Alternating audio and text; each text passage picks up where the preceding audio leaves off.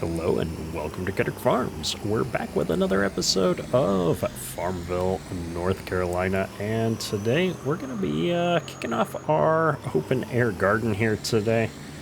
And I just ran up to the shop and picked up this handy water trailer. Now, I think there's actually a mod that can make this a chemical trailer as well, so I might be swapping this out for the mod at some point. But as ridiculous as it seems, we needed a trailer to get the water from here to right across our driveway there. So we're going to be checking this out here. I think we can just fill this up with water. I did get the bigger one so that hopefully we won't have to do this a lot. I'm not terribly interested in having to ferry water back and forth over and over and over again. Now, this water is also costing us a fair amount of money here, which is okay. I think that the garden is going to generate a fair amount of income for us as well, so I think it's all going to shake out for us. However, I thought that we might as well get this going now so that we can start generating some income over the next several episodes, because I don't think we're going to be making a lot of money until our hogs start to mature a bit here. $600 for a full trailer, not too shabby. We're just going to do the quick spin around here. Ideally, I would back this in, but I think we can just get it anywhere right here, it looks like. And as we can see here, we're going to be producing either tomatoes, lettuce, strawberries, potatoes, or sunflowers. I think I'm going to go with the lettuce. It's going to use more water to produce a head of lettuce. We're going to get into these more advanced versions here at some point, but this will be good. It means hopefully this is the more valuable product. I don't want a lot of volume. I hate moving pallets, and our cost per month is super low here. I am kind of curious to see if this is going to work during the winter or not. And I'm looking down here. We don't have any more corn for our feed mill, so I'm going to go ahead and deactivate that so it's not costing us the production money every month to tick through as well. And finally, it does look like we could put a couple more loads of water in here. So I'm going to go ahead and do that real quick off camera here, and then we'll jump into our next job. All right, well, we're done with that job. And for anyone that's curious, the open air garden here holds right around 20,000 liters of water, which is just shy of 5,300 gallons. So we're all full up here. I've got the trailer full as well, and we've already started producing a little bit of lettuce, which is encouraging. So I can't wait to see how this is going to work out for us. This is quite the unique mod compared to the base game vegetable garden. So this ought to be fun. And we did clear out this area here where the pallets are going to spawn at some point. I can't remember if we did that on camera or not, but I thought I'd point it out just in case. So we're at 7 a.m. on September. Our corn is not quite ready. We do need to lime this field. We're going to lease something to do that lime work, I think. But before we get into that, we're probably going to need to do some actual farming here. I'm just dying to get the Kubota here out in the field and give it a shot on something. And since we don't have any jobs of our own, let's take a look at the contract system. We do have some baling contracts here that we could do. I'm not quite ready to do any kind of baling, though. I'd really like that Vermeer pack when it comes out. We're going to try that self-propelled baler. I guarantee that's going to be a blast. We've got a cultivating contract. We do have a disc here. The tongue's a little bit buried in the concrete there, but this should work perfectly for that. So we might as well pick this up. It doesn't look like it's too big of a field based on the payout there. And then we've got a number of fertilizer contracts. And so maybe once we finish this up, we can lease that a dry fertilizer spreader that we're going to be able to use for our lime as well. And we could kill two birds with one stone, get some liming done, and hopefully make enough on some contracts to cover the cost of our lease work. So first off, though, let's see if we can get this Kubota all hooked up here to our disc. Good deal. And hopefully I can make this corner without putting the disc into the door there. Oh, perfect. Not even a worry. So let's take a look at the map here. And if I recall, that was field 45 up here that we've got to get to. So just a jog down to the T, hang a right, and it'll be on our left after the curve. We'll see if we can remember that. Get our four ways on and head on out here to the end of the driveway. Now, I didn't get my steering wheel hooked up. I'm using an Xbox controller at the moment. It was what I had on hand. It was pretty easy to get set up here. And so I thought I'd give it a try here for an episode or two, see if I can get used to it. It's a little bit more convenient than dragging the whole steering wheel setup into position for the episode. So maybe I'll get used to it and we will have a little bit smoother steering. I think it's just a little sensitive right now, but it's definitely better than the jerkiness of driving with the keyboard, I feel like, right now. Also, we're going incredibly fast in this Kubota, 33 miles an hour. I was not expecting to be making such great time here. That van is understandably nervous. I'm going to try and avoid taking out any road signs. This traffic is very unforgiving right now. Everybody's in a hurry. Must be a Monday morning. Everybody's got to get to work. Lots of guardrails on this map as well. I think that we are going to have some adventures for sure driving around on this map with heavy equipment. We've got somebody impatiently waiting behind us. And I'm 90% sure this is our field. I probably should have my mini-map up, but we're going to take a chance on it.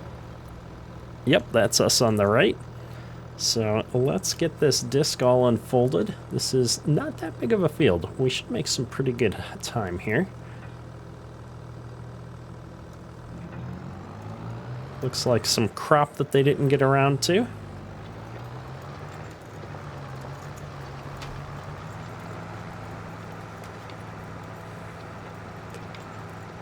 Luckily, we've got some nice curves on this field. Hopefully I can stay out of their driveway here, not tear it up too much.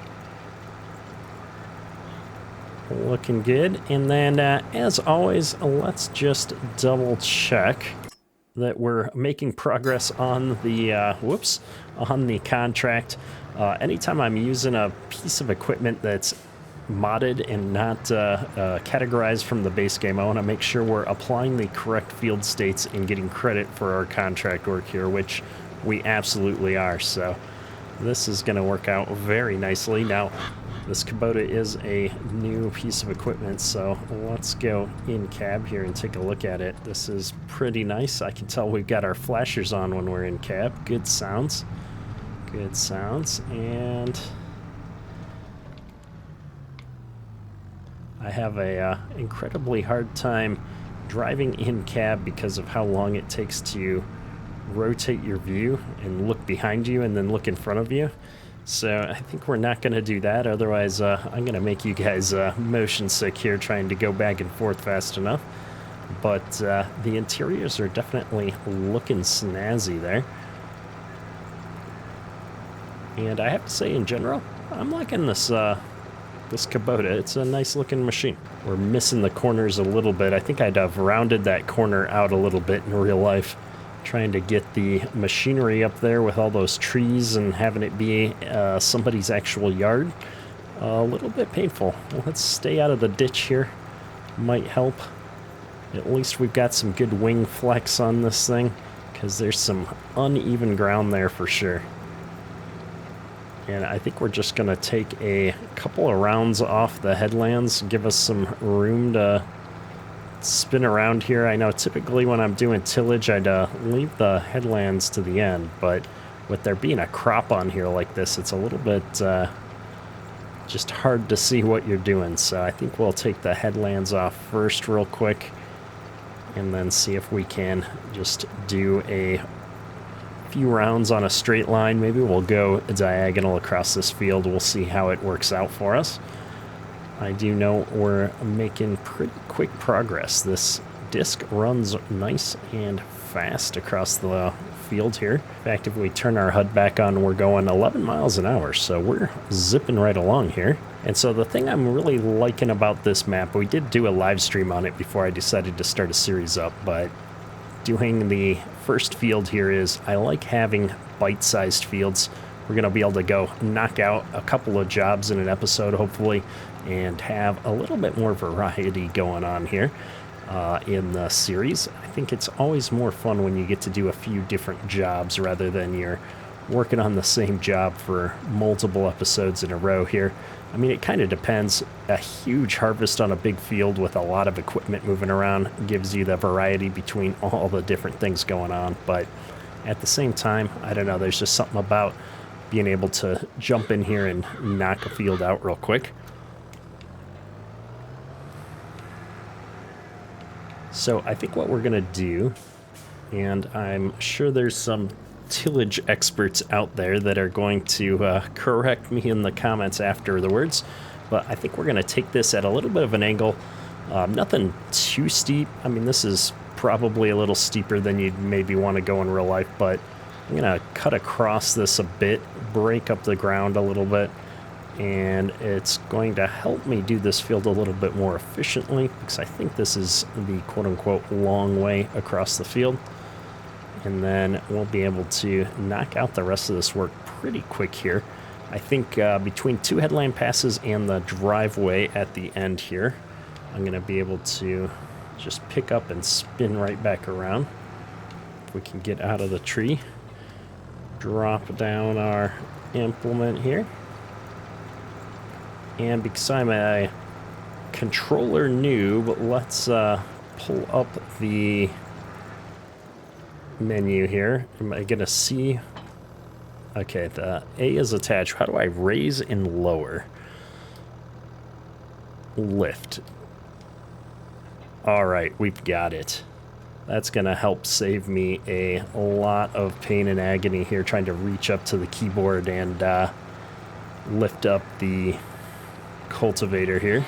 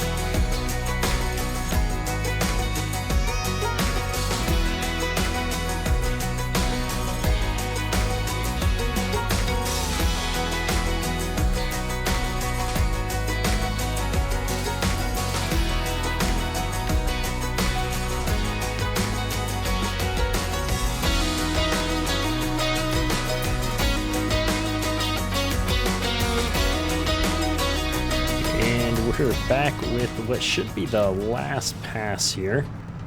Hopefully, at least. We've been making such great time on this job that it's been really a piece of cake. No complaints whatsoever here. We've been ripping it out, and I've just been enjoying the interior sounds a little bit here. A little bit harder to line everything up, but I think I found the sweet spot. We made a couple passes there on the interior of the tractor instead of the exterior, so loving it, loving it. Definitely a well-done machine here, so I'm really glad we ended up picking up this Kubota DLC, and I'll be honest, it's just got a really stylish front here. Looking good, looking good. So I think that's everything with this field. Let's go ahead and stop here, get this folded up. We'll turn our HUD back on and take a look. It does look like the contract is complete here. So we're going to go ahead and collect our money for that. And then we're going to run this tool back up to the shed And I think the next thing we're going to be doing is a little bit of fertilizer contracts. I've got a fertilizer, a fertilizer spreader, a dry spreader that I haven't used yet, that I think we're going to test out here on this map and see how we like it. So let's get back up to the farm and check that out real quick. Now, we don't have a lot of money available to us. However, I do want to keep our equipment clean here, so we're going to drop a pressure washer right here on the front of our shed so that we can keep everything nice and neat here. And, you know, I know there's a lot of you in the comments that like to give me a hard time, so we're going to keep our equipment clean this series. And if we don't, feel free to call me out on it. However, looking at the clock, I think this is going to be a great place to wrap up today's episode. Hopefully you've enjoyed it. If you have, hit that like button. That's all for today. Kedrick out. I thought I'd give it a shot and see. Oh my goodness.